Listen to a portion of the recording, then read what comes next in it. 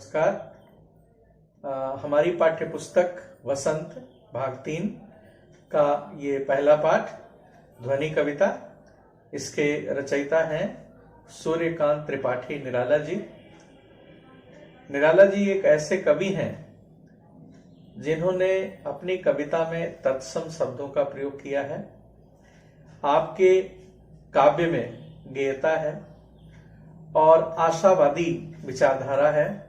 आप छायावाद के प्रसिद्ध रचनाकार हैं।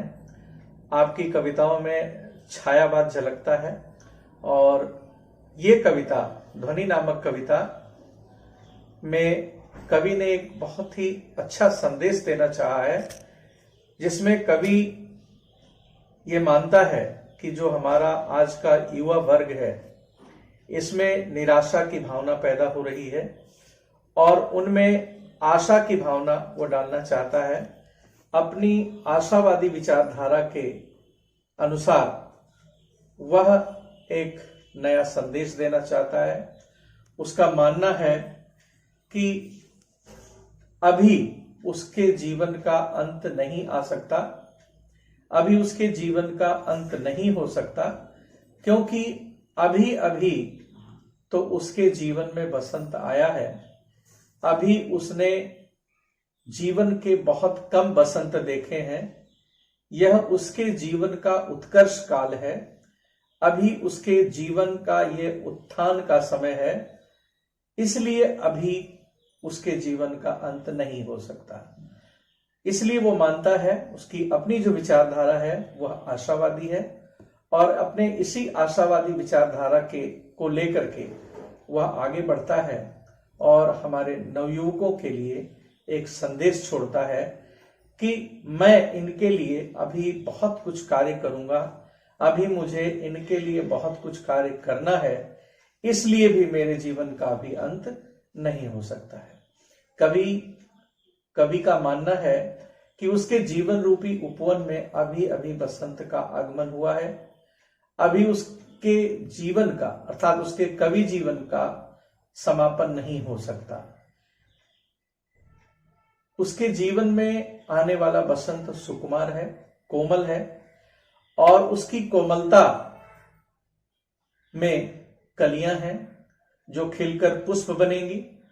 प्रकृति में कोमलता है और उस कोमलता को वो सहर्ष आनंद लेना चाहता है। चलता हूं कविता की ओर और जैसा कि मैंने आपको बताया कि इस कविता में गेयता भी है और इसको सामान्य रूप से पढ़ा भी जा सकता है, तो मैं थोड़ी कोशिश करूंगा कि इसको गाकर पढ़ सकूं। और लीजिए इस कविता को मैं गाने की कोशिश करता हूं और पढ़ता हूं। अभी न होगा मेरा अंत, अभी अभी ही तो आया है मेरे वन में मृदुल बसंत। अभी न होगा मेरा अंत, अभी न होगा मेरा अंत। हरे हरे ये पात डालियां, कलियां कोमल गात, मैं ही अपना स्वप्न मृदुल कर फेरूंगा निद्रित कलियों पर। जगा एक प्रत्युष मनोहर, अभी न होगा मेरा अंत, अभी न होगा मेरा अंत। अभी अभी ही तो आया है मेरे वन में मृदुल बसंत। अभी न होगा मेरा अंत। पुष्प पुष्प से तंद्रालस लालसा खींच लूंगा मैं, अपने नवजीवन का अमृत सहर्ष सींच दूंगा मैं। द्वार दिखा दूंगा फिर उनको, है मेरे वे जहां अनंत। अभी न होगा मेरा अंत, अभी न होगा मेरा अंत। अभी अभी ही तो आया है मेरे वन में मृदुल बसंत। अभी न होगा मेरा अंत। और अब इसको मैं दूसरी तरह से पढ़ना चाहूंगा। अभी न होगा मेरा अंत, अभी अभी ही तो आया है मेरे वन में मृदुल बसंत। अभी न होगा मेरा अंत। हरे हरे ये पात डालियां, कलियां कोमल गात, मैं ही अपना स्वप्न मृदुल कर, फेरूंगा निद्रित कलियों पर, जगा एक प्रत्युष मनोहर, अभी न होगा मेरा अंत।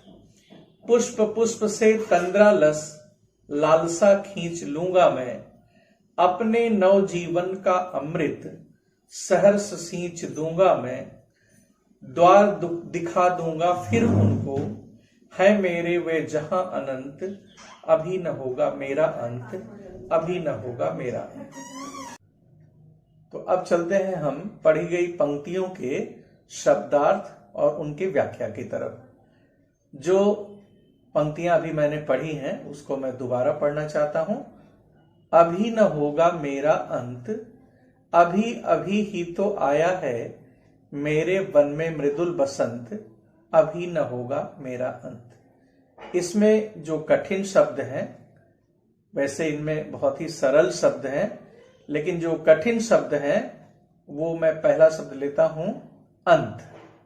अंत का अर्थ है समाप्ति, अर्थात किसी चीज की समाप्ति हो जाना, किसी चीज का खत्म हो जाना। और जो दूसरा कठिन शब्द है वह है वन, और वन का मतलब होता है जंगल। तीसरा शब्द जो आता है इसमें वह है मृदुल, और मृदुल का अर्थ होता है कोमल या नाजुक। अगला शब्द आता है जो कि अगली 4 पंक्तियों में है, तो पहले उन 4 पंक्तियों को मैं पढ़ूंगा। हरे हरे ये पात डालियां, कलियां कोमल गात, मैं ही अपना स्वप्न मृदुल कर, फेरूंगा निद्रित कलियों पर, जगा एक प्रत्युष मनोहर। अगला शब्द आता है पात, और पात का अर्थ है पत्तियां। और जो अगला कठिन शब्द है वह है कोमल। कोमल का अर्थ है सुकुमार, मुलायम। इसी तरह से निद्रित का अर्थ होता है नींद में डूबी हुई। प्रत्युष शब्द है, प्रत्युष का अर्थ होता है प्रभात या नया सवेरा।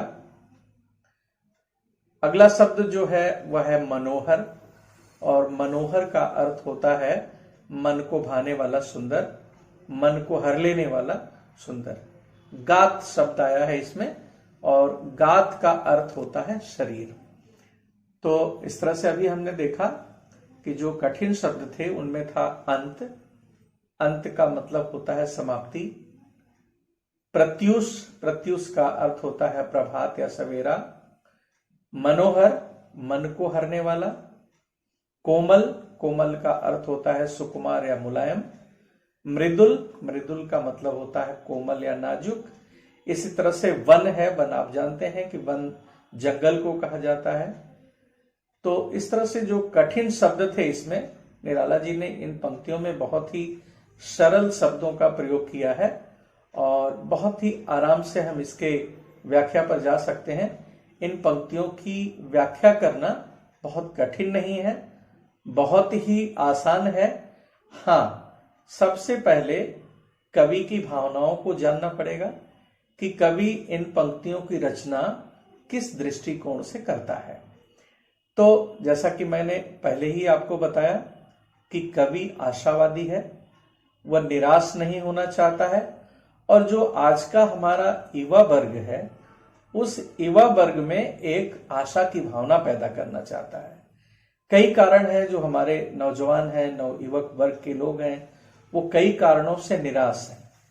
उनमें आलस्य है, उस आलस्य को वो दूर करना चाहता है, उनकी निराशा भावना को दूर करना चाहता है, उनमें एक आशा जगाना चाहता है। तो कवि इन पंक्तियों में जीवन के आशावादी दृष्टिकोण को प्रकट किया है। वह स्वयं अच्छा कार्य करना चाहता है। उपवन की कलियों अर्थात देश के जो युवा वर्ग के लोग हैं उनको एक नई सुबह का संदेश देना चाहता है, उनको एक नया सवेरा देना चाहता है।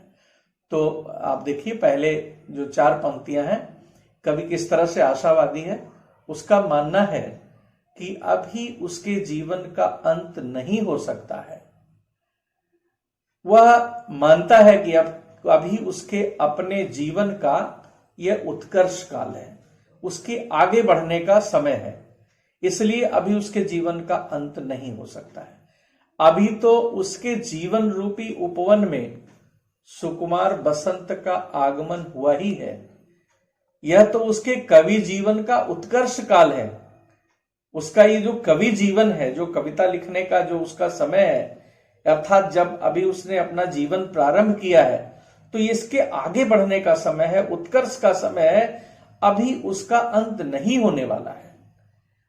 यहीं पर उसकी आशावादी विचारधारा का पता चलता है कि वो निराश होकर के एक कोने में बैठने वाला व्यक्तित्व का व्यक्ति नहीं है, वह आशावादी विचारधारा को रखता है। बसंत के आने से जिस तरह प्रकृति में चारों ओर पेड़ों पर हरे भरे पत्ते आ जाते हैं, उनकी डालियों पर कोमल कलियां आ जाती हैं, पूरा वृक्ष नए नए कोमल पत्तों से ढक जाता है, तो इससे लगता है कि कवि का भी शरीर कोमल हो गया है, क्योंकि चारों तरफ प्रकृति की कोमलता को वह देख करके सोचता है कि मेरे शरीर में भी एक नई कोमलता आ गई है। प्रकृति में चारों ओर कोमलता और मृदुलता फैली हुई है। उसी प्रकार कवि के जीवन में भी उत्साह का संचार हो रहा है। जिस तरह से प्रकृति में कोमलता है, एक नया उत्साह है, एक नया रमणीय वातावरण है, उसी तरह से उसके मन में भी एक नए उत्साह का संचार है। आप देखेंगे, स्वयं अनुभव करेंगे कि जिस तरह का वातावरण आपके आसपास होगा, उसी तरह की भावना आपके अंदर विकसित होगी। अगर आपके अंदर उत्साहपूर्ण वातावरण आपके अगल बगल है, तो आप स्वयं उत्साहित रहेंगे, और अगर आपके आसपास का वातावरण निराशापूर्ण है, तो कहीं ना कहीं आपका भी झुकाव निराशा की तरफ होगा। इसलिए कवि ने प्रकृति से बसंत को चुना है, और बसंत से वह एक उत्साह को ग्रहण करना चाहता है, एक नए संचार को, उत्साह के एक नए संचार को अपने अंदर महसूस करना चाहता है। वह अच्छे कार्यों के माध्यम से यश का प्रसार करना चाहता है। वह अपने स्वप्निल हाथों को रात की निद्रा से अलसाई कलियों पर फेरना चाहता है। वह नए स्वप्न देखता है, नई नई आशाओं का स्वप्न देखता है।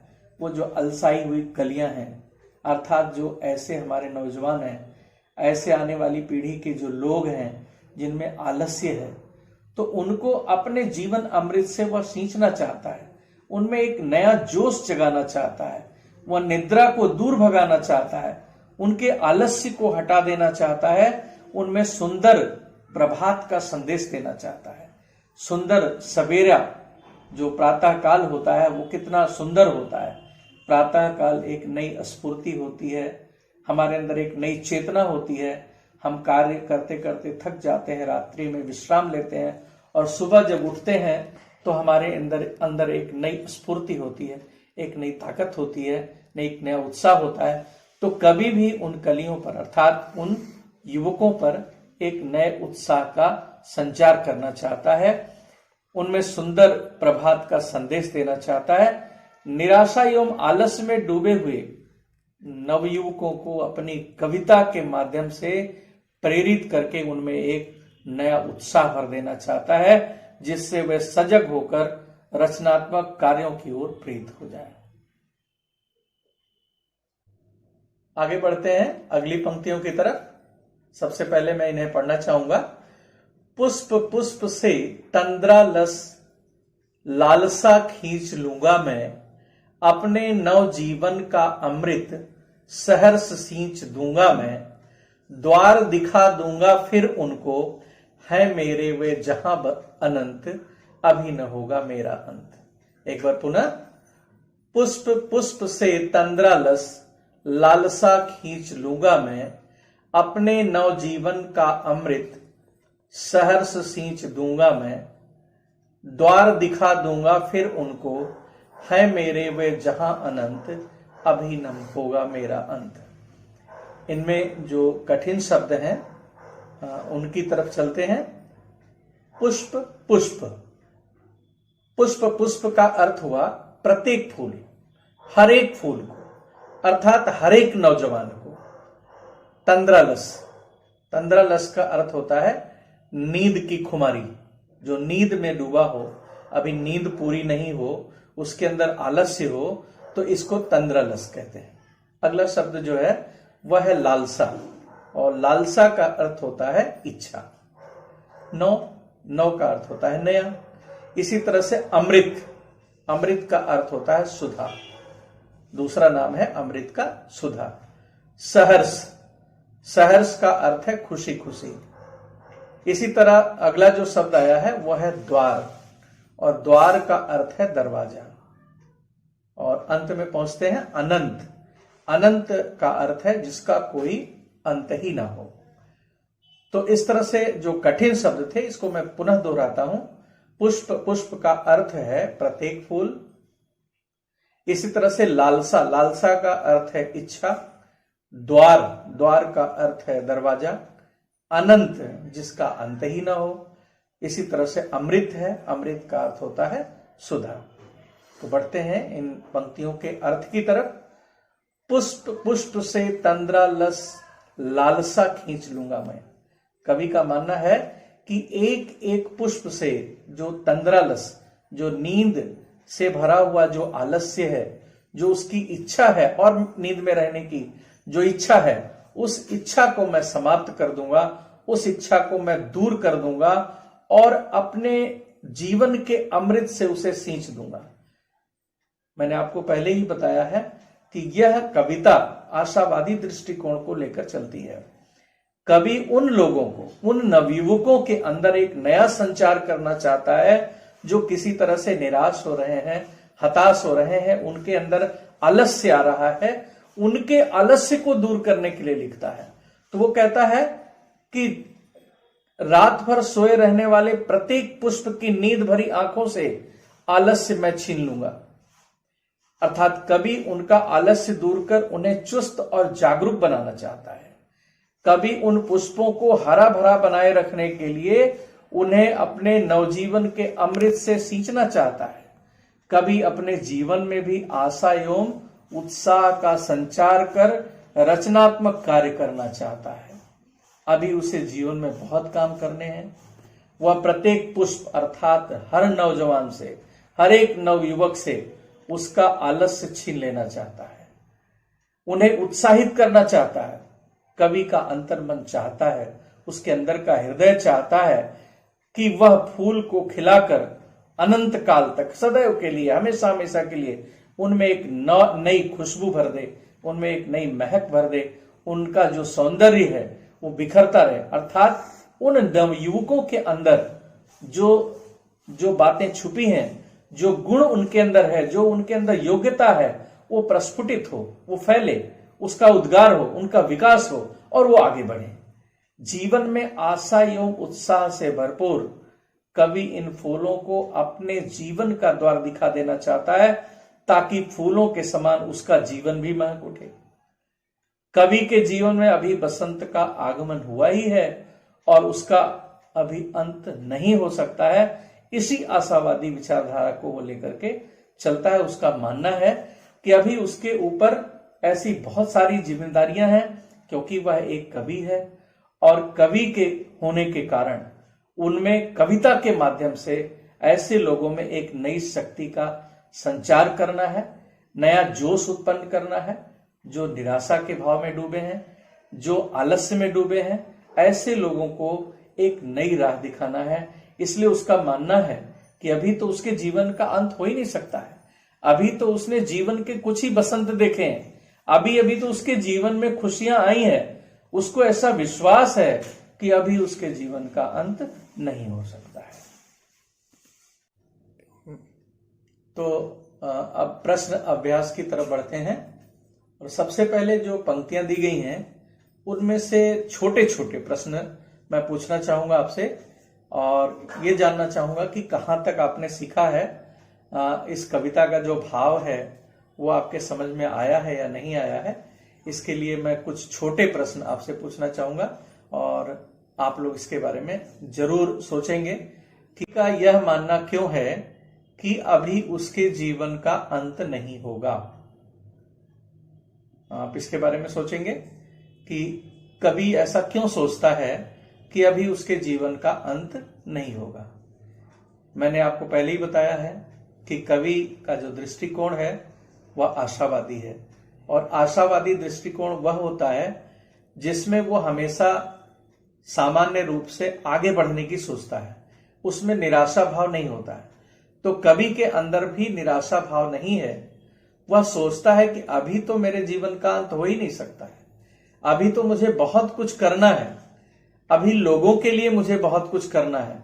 ऐसे लोग, ऐसे नवयुवक, इस देश के ऐसे नागरिक जिनके अंदर अभी भी उत्साह नहीं है, जिनके अंदर निराशा है, जो किसी कारण से हतोत्साहित हो रहे हैं, उनके लिए मुझे अपनी कविता के माध्यम से एक नया संचार करना है, उनमें एक नया जोश जगाना है।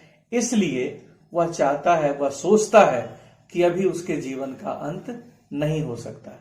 उसका मानना है कि वसंत की जैसी खुशियां उसके जीवन में तो अभी अभी आई हैं, अभी अभी कलियां, अभी अभी फूल खिले हैं, अभी अभी सौंदर्य उसके इर्द गिर्द पनपा है, तो भला उसके जीवन का अंत अभी कैसे हो सकता है। तो ये रहा हमारा पहला प्रश्न। और दूसरा प्रश्न है कि वह जो निद्रित कलियां हैं उन पर क्या फेरना चाहता है, निद्रित कलियों के लिए वह क्या करना चाहता है। तो आप अगर इस प्रश्न पर विचार करें तो आपको पता चलेगा कि जो निद्रित कलियां हैं, जो अलसाई कलियां हैं, अर्थात जिनमें निराशा का भाव है, जो अभी भी सोना चाहते हैं, उनके लिए कवि चाहता है मैं उनके ऊपर अपने हाथ फेरना चाहता हूं, उनको एक नई सुबह देना चाहता हूं, उनके अंदर एक नई विचारधारा का संचार करना चाहता हूं, उनके अंदर से जो निराशा या हतोत्साह की भावना है उसको वह दूर करना चाहता है। तीसरा प्रश्न जो है इसमें यह बनता है कि कवि प्रत्येक पुष्प से क्या खींच लेना चाहता है, कवि प्रत्येक पुष्प से क्या खींच लेना चाहता है। तो इसका उत्तर होगा कि कवि यह चाहता है कि जो हर पुष्प में, प्रत्येक पुष्प में, हर एक फूल में जिस तरह का आलस्य छिपा है, रात भर सोए रहने के कारण जिस तरह से और नींद लेने की लालसा उसके अंदर छिपी है, उस लालसा को वह खींच लेना चाहता है। यहां पर उसका छायावाद प्रकट होता है और वह यह कहना चाहता है इन पंक्तियों के माध्यम से कि जो ऐसे लोग हैं जो आलस्य में डूबे हैं, उनके आलस्य को वह दूर करना चाहता है। हर एक पुष्प से, अर्थात हर एक उस व्यक्ति से जिसके अंदर इस तरह की भावना है, उसके अंदर से उस निराशा की भावना को हटा देना चाहता है और उसके लिए वह नई नई रचनाएं देना चाहता है। अपनी नई नई कविताओं का जो संचार है उसके अंदर, वो भाव है, वो उसके अंदर जागृत करना चाहता है। अगला जो प्रश्न बनता है कि कवि अपने नव जीवन के अमृत से किसको सींचना चाहता है, कवि अपने नव जीवन के अमृत से किसको सींचना चाहता है। तो कवि, इसका उत्तर होगा कवि अपने नवजीवन अमृत से प्रत्येक पुष्प को सींचना चाहता है, ऐसे पेड़ पौधे को सींचना चाहता है जो निराशा में डूबे हैं, ऐसे लोगों में एक नए संचार का भाव पैदा करना चाहता है जो निराशा में डूबे हैं। उसके अपने जीवन अमृत का, अर्थात उसने जो अपनी काव्य रचनाएं की हैं, जो उसने रचा है, जो कुछ उसने निर्माण किया है, तो उनमें एक आशावादी संचार वह करना चाहता है। जीवन अमृत को अगर देखा जाए तो एक आशावादी भावना इसको लेकर के कहा जा सकता है कि अपनी आशावादी भावना से उन अलसाए हुए लोगों में, अलसाए हुए फूलों में एक नई शक्ति का वो संचार करना चाहता है। अगर इसके अंत की ओर हम बढ़ें तो ये पूछा जा सकता है आपसे कि इस कविता से हमें क्या संदेश मिलता है। तो इस कविता से हमें संदेश मिलता है कि हमें निराशा भाव त्याग देना चाहिए, सदैव आशावादी बनना चाहिए, अपने अंदर आशावादी विचारधारा को अगर हम लेकर चलेंगे तो हमारी उन्नति होगी, देश की उन्नति होगी, पूरे राष्ट्र की उन्नति होगी। इसलिए हमें अच्छे कार्यों में जुटना है, अच्छे कार्यों में लगना है, एक अच्छे नागरिक बन करके उभरना है और देश की सेवा करना है, देश के उत्थान के लिए कार्य करना है। कवि की जो भावना है कि वह आलस्य को त्याग दे और आशावादी बने, इस भावना को हमारे अंदर संचार करना है। अब कुछ और प्रश्न। इस कविता का शीर्षक ध्वनि क्यों रखा गया है? विचार करने वाला प्रश्न है कि इस कविता का शीर्षक निराला जी ने ध्वनि क्यों रखा है। इसका उत्तर यह होना चाहिए कि ध्वनि का शाब्दिक अर्थ है आवाज, और इस कविता में कवि के अंतरात्मा की आवाज है। कवि के अंदर जो उथल पुथल चल रही है, कवि के अंदर जिस तरह के भाव पैदा हो रहे हैं, कवि के अंतर मन में जो आवाज प्रकट हुई है, उसको कवि इस कविता में व्यक्त किया है। इसलिए इस कविता का शीर्षक ध्वनि रखा गया है। ध्वनि का अर्थ जैसा कि है आवाज, और जो अंतर मन की आवाज है, कवि के अंदर में जो आवाज उठ रही है, उसके अंतर मन में जो आवाज उठ रही है, उसको उसने कविता का रूप दिया है। इसलिए इस कविता का जो शीर्षक है वो उचित है, और ध्वनि शीर्षक रखना तर्क संगत है। अब अगर इसी तरह का दूसरा प्रश्न अगर हम लें, कवि किस आधार पर अपने जीवन का अंत मानने को तैयार नहीं है? ऐसा कौन सा आधार है? तो कवि किस आधार पर अपने जीवन का अंत मानने को तैयार नहीं है? बहुत अच्छा प्रश्न बनता है ये। कवि का जो अंतर मन है, कवि का जो आत्मविश्वास है, वह उसके अंदर, उसके अंतर मन में कूट कूट करके भरा हुआ है। कभी कहीं से भी विचलित नहीं होता हुआ दिखाई देता है। उसके अंदर आत्मविश्वास भरा पड़ा है, उसके अंदर एक आशावादी जीवन का दृष्टिकोण है, और इसलिए वो मानता है कि उसके जीवन में मृदुल बसंत आया है। अभी तो उसने नई हरियाली देखी है, अभी उसने अपने अगल बगल कोमलता का अनुभव किया है, और अभी अभी उसके अंदर एक नव यौवन का संचार हो रहा है। इसी आधार पर वह अपने जीवन का अंत मानने को तैयार नहीं है। अब थोड़ा सा और आगे बढ़ें।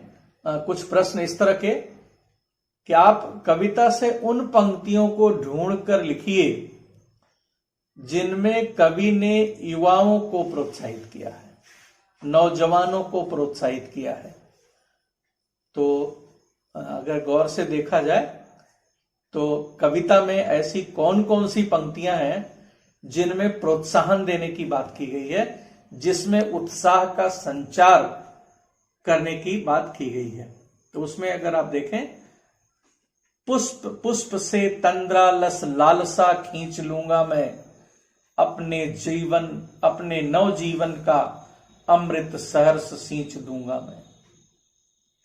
फिर से देखिए एक बार, पुष्प पुष्प से तंद्रालस लालसा खींच लूंगा मैं, अपने नव जीवन का अमृत सहर्ष सींच दूंगा मैं। वो कह रहा है मेरे जीवन का जो अमृत है, मेरे जीवन की जो उपलब्धियां हैं, मेरा जो कृतित्व है, उससे मैं प्रत्येक पुष्प के अंदर फैली हुई जो नींद की, जो आलस्य की लालसा है, उसको समाप्त कर दूंगा। तो इसलिए जो है वह ये पंक्तियां सबसे अच्छी पंक्तियां हैं जो युवाओं को प्रोत्साहित करती हैं।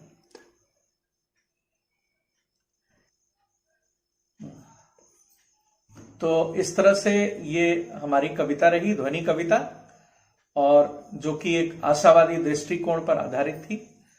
उम्मीद करता हूं कि ये कविता और इसका भावार्थ आपके समझ में आया होगा। इसी उम्मीद के साथ मैं विदा लेता हूं। धन्यवाद।